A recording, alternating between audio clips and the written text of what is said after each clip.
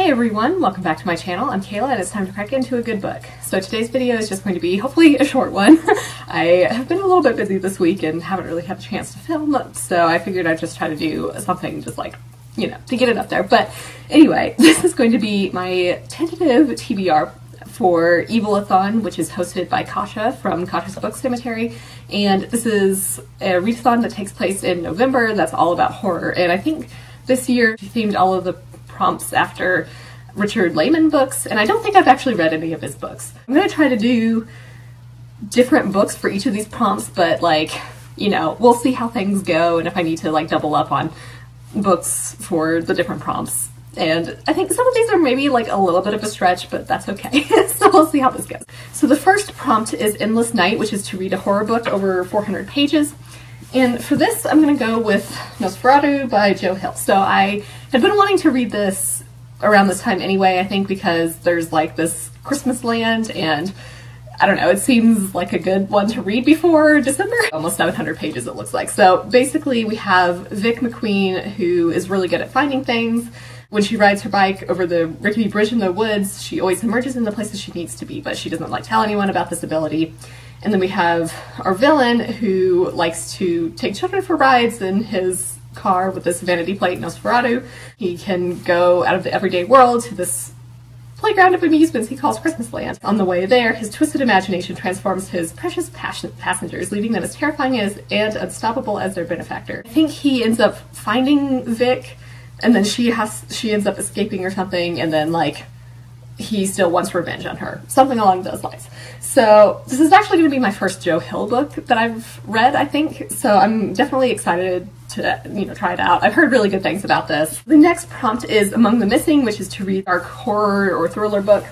And for this, I think I'm going to choose The Shadows by Alex North. So I read The Whisper Man. I don't think I've wrapped it up yet, but I actually ended up really enjoying it. So I picked up The Shadows as well. But basically it's like, you knew a teenager like Charlie Crabtree, always on the outside of the group. Some part of you suspected he may be capable of doing something awful, so he, like, I guess 25 years ago committed a really shocking murder, and it's like inspired more than one copycat. So I guess our main character Paul was friends with both Charlie and his victim, and he's like been putting his life together. So he ends up returning home to take care of his mother, who has dementia, and things start to go wrong, and there's like another copycat, and there's someone following him.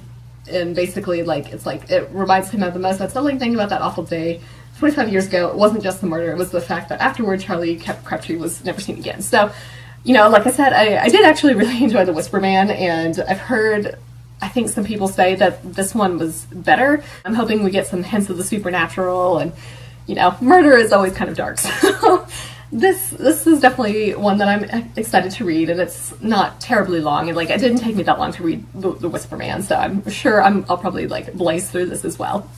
The next prompt is Bite, read a book about vampires. So for this, I'm gonna go with Fury from the Tomb by S.A. Sidor. So this is, I don't know if it's like technically horror, but this reminds me of some like really cheesy horror movies, so I think that this is gonna be like a fun, lighter break, I guess, from some of the more intense horror things that I have going on here. But basically this is like a horror adventure western mashup, and we've got, this is like 1888 in Egypt. There's some sort of booby-trapped tomb of an ancient sorcerer, so our Egyptologist discovers 5 coffins and an eerie oversized sarcophagus. So this expedition seems cursed because like after finding the mummies, death strikes. So he goes back home and is going back to LA. And I guess in the Arizona desert, the train is hijacked, and these banditos steal the mummies and flee over the border. So our main character, along with some friends, have to go into Mexico to bring the malevolent mummies back. So, and it's like, if only living dead mummies were their biggest problem. So I mean, that, like on the, it sounds like this is more about mummies, but I have read some reviews that mention vampires as well, so I'm hoping that that actually is true, so I can count it for this prompt. If not, I can always count this for a different prompt, I think, because there's a prompt that we'll get to in it shortly that has something to do with creatures. But yeah, you know, I haven't seen a ton of like really positive reviews. It's kind of like if you're in the mood for like a cheesy horror type book, I think that this is going to be a good fit. So yeah, we'll see how this goes. I will report back about this. The next prompt is Quake, read a book that includes a natural disaster. So this one was a little bit harder to find. I'm trying to use books that I already have because my TBR pile is a little out of control, but for this I think I'm going to choose White by Tim Lebbon. So this is actually like a short story or novella, and it's like first comes the ruin, society crumbles, then comes the snow. So I'm counting the snow as kind of a natural disaster. I don't know if it actually is like a lot of snow in the book. We'll find out. Have some survivors going to a Cornish mansion seeking peace and safety, but they're under siege from things now inhabiting the snowscape outside. Fleeting, terrifying things seen from the corner of the eye. So it's like as the danger and horror builds, they come to learn that there are also enemies within. So I think I had picked this up. I think he was giving away some of his short stories for free like months ago at the start of the pandemic, and so I'm pretty sure this is how I picked this particular one up. But I've read a couple of books by him and really enjoyed them, so I'm very optimistic that I'll like this as well. And like I feel like, you know, with the snow setting, that's really good for this more like wintry atmosphere. This is kind of what I'm after, I guess, you know, since we're moving into November and like it's been so hot here, but I'm like maybe if I read about wintry things, it'll like I can bring in some colder weather. So the next prompt is Island, which is to read a book about like a trip that doesn't go well. So for this is also kind of a little bit of a stretch, but I'm planning on reading Harrow Lake by Ellis. So our main character Lola is the daughter of a horror filmmaker, and I guess one day her father is brutally attacked in their New York apartment, so she has to go live with her grandma in Harrow Lake. So that's kind of what I'm counting is like there's a trip involved.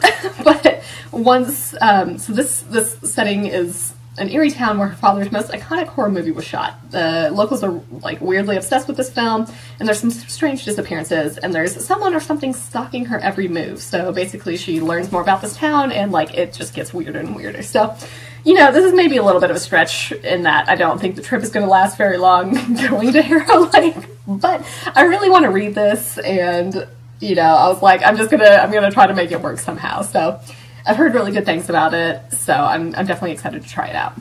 The next prompt is Dreadful Tales, read a couple of short horror stories. So for this, I'm just going to plan on reading this entire collection, and that's Nights of the Living Dead, which is an anthology all about zombies. So, you know, it's based on Night of the Living Dead, and so it's like this all started on that dreadful night in a remote farmhouse. So Nights of the Living Dead returns to that night, to the outbreak where it all began. So we've got our editor who had teamed up with George Romero to present a collection of all new tales set during the 48 hours of that legendary outbreak. It does look like there is a short story from Mira Grant, that's the pen name for Shawnee McGuire, and I really enjoy her stuff. And I don't know if it's actually related to her Newsflesh series. Find out. I've read all of the stuff, or all of the books and like the short stories associated with that. So we'll see if that, you know, is familiar once I read this. The next prompt is Flesh, read a horror book with a creature. So for this, like, I was also kind of like, I don't know if this is a bit of a stretch, but I'm choosing Shudder by Courtney Alameda, and so the creature here that I'm using is a ghost, and it's like, is that really necessarily a creature? It's kind of just like an entity. I don't know. Anyway, I'm going to count it as a creature, but if not, I can always use Fury from the Tomb, because that definitely has some creatures, or, you know, the zombies. There's plenty of creatures to choose from. Our main character is a descendant of Van Helsing, and she's been trained since childhood to destroy monsters, like physical and spiritual monsters. So in order to kill these ghosts, she exorcises them by capturing their spiritual energy on film.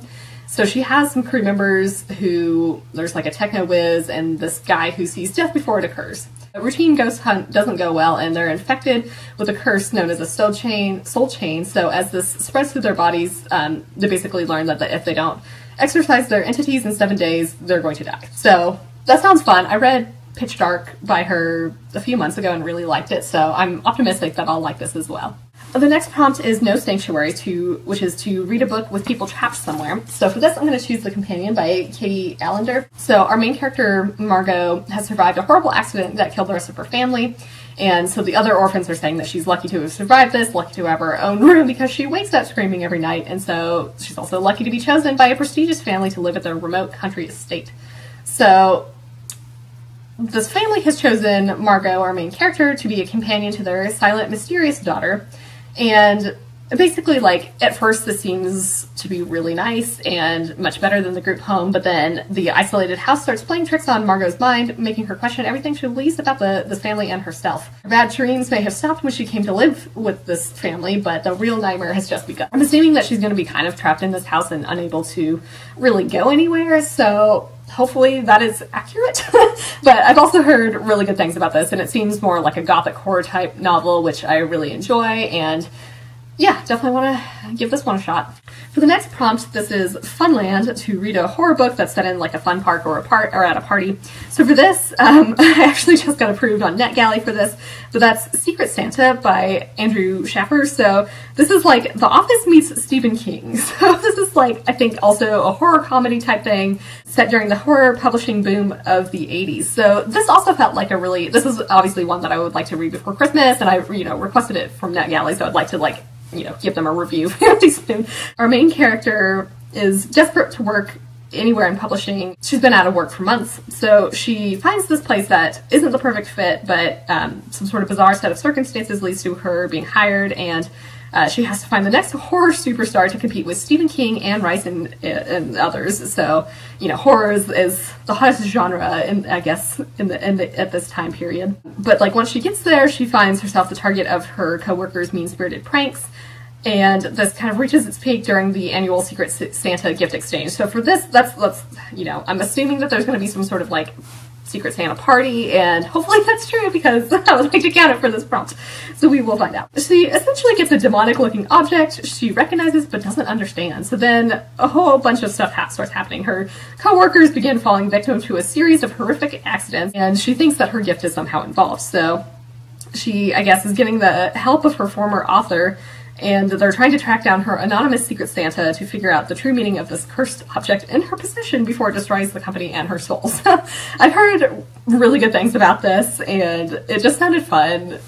And again, like, it's a fun, like, horror for the holidays type thing. And, I have found that horror comedies work really well for me. Like, I have a pretty high tolerance for just, like, ridiculous, cheesy type movies and stuff, so I'm hoping that this is going to be sort of that vibe. And finally, the last prompt is Blood Games, read a book with I can't read my notes. I think it's to read like a book where you have some sort of group of friends going to a place and they start dying. For this, I'm going to read The Lost Village by Camilla Sten. So I had requested this also from NetGalley and just recently got approved, so yeah, and I kind of want to read it.